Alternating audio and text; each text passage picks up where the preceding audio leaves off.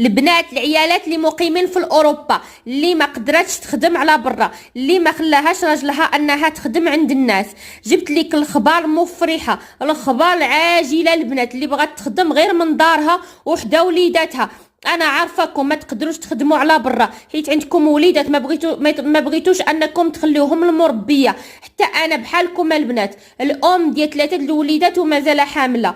الله يكمل عليا والله يفرح اي وحده. فاللي بغات تخدم البنات من قلب دارها وحده وليداتها، سواء تكوني صغيره او كبيره، ما كيهمش دابا السن، ولا تكوني قاريه ولا ما قارياش، ما كتهمش. دابا حنا في 2023.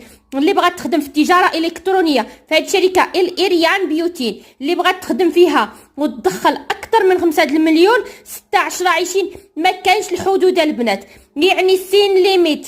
اللي بغات تخدم وتدخل فلوس دير دارها ودير الطوموبيل ديالها